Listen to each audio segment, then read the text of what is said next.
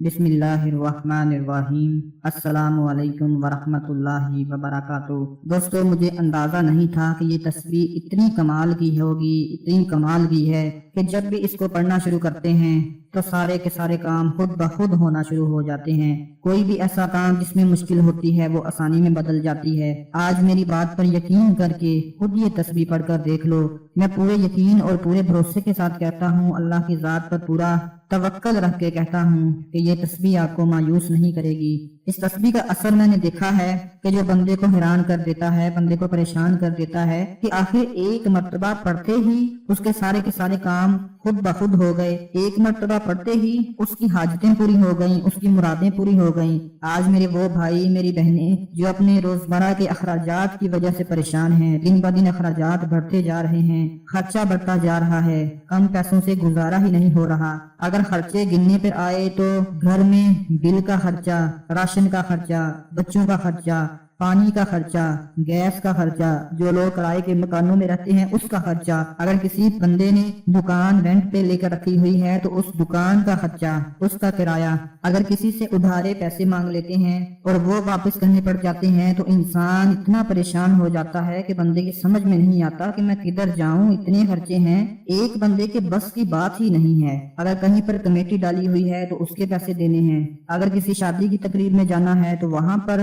1000-2000 روپے ادھر دینا ہے، شادی پر کپڑوں کی ضرورت پڑ گئی ہے، اپنے کپڑے، بیوی بچوں کے کپڑے، یعنی اتنے اخراجات بڑھ چکے ہیں کہ ایک بندہ یہی سوچتا ہے کہ یار میں مر جاؤں تو میرے لیے یہی بہتر ہے، مجھ سے اب برداشت نہیں ہوتا۔ اوپر سے مہنگائی نے اتنے ڈیرے ڈال دیے ہیں کہ سمجھ ہی نہیں آتا کہ کیا کریں کہ کیا نہ کریں۔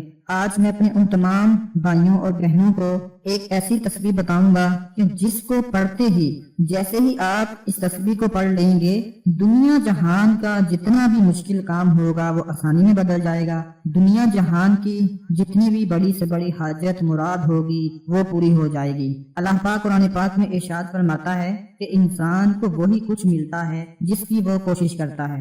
اللہ نے کسی بھی انسان کو بیکار پیدا نہیں کیا۔ اپنی خوبیوں سے، اپنے ٹیلنٹ سے آگاہی حاصل کیجیے اور اس بات پر بھی غور کریں کہ آپ اپنے اعمالوں کے خود ذمہ دار ہوں گے۔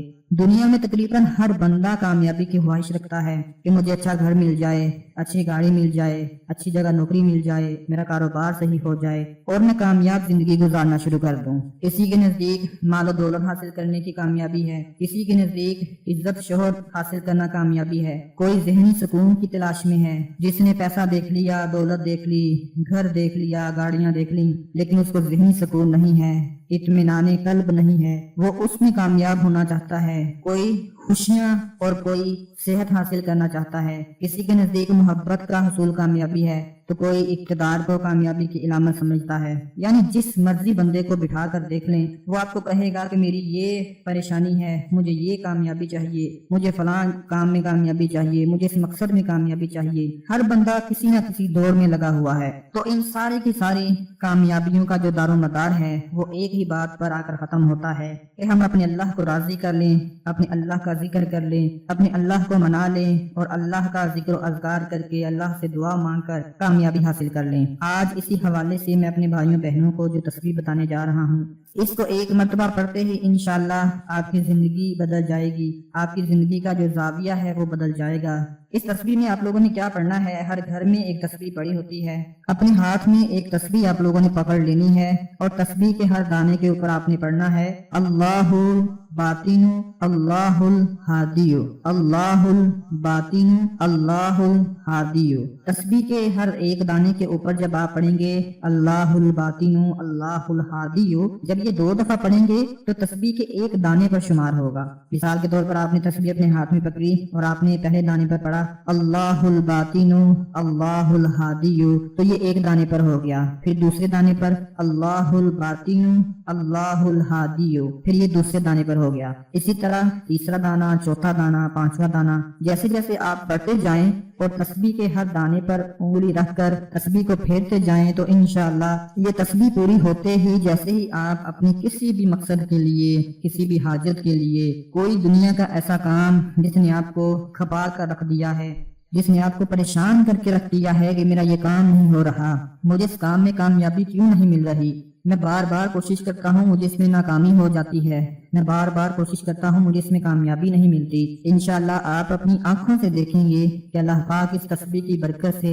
आपको कामयाबी अता फरमा देंगे। इस तस्बीह को पढ़ने से पहले और आखिर में दुरूद शरीफ जरूर पढ़ना है। तस्बीह जैसे ही पूरी हो उसी वक्त दोनों हाथ बारगाह इलाही में उठा दें। दोस्तों, अल्लाह पाक से जो दिल चाहे मांग लिया करें, क्योंकि दुनिया का जो बंदा होता है उसके साथ आप अपनी हर बात शेयर नहीं कर सकते, लेकिन अल्लाह की जात वो जात है कि जिसके साथ अगर आप अपनी परेशानी शेयर ना भी करें तो वो तो दिलों के हाल जानता है। उसको पता है कि मेरे बंदे के दिल में क्या है। वो तो बंदे के इरादों को जानता है, बंदे की नीयत को जानता है कि मेरा बंदा किस हाल में है और मेरा बंदा क्या हासिल करना चाहता है। लेकिन अल्लाह चाहता है कि जो मेरा परेशान बंदा है वो मुझसे मांगे, मुझसे बात करे। अल्लाह हमारे मुंह से सुनना चाहता है कि मेरा बंदा खुद मांगे। वैसे तो वो हमारी रग रग से वाकिफ है, हर बात को वो जानता है, लेकिन वो चाहता है कि बंदा मुझसे खुद मांगे और मैं उसको अता करूं। क्योंकि जब बंदा अल्लाह से मांगता है, दुआ करता है, तो अल्लाह पाक को बंदे पर बड़ा प्यार आता है,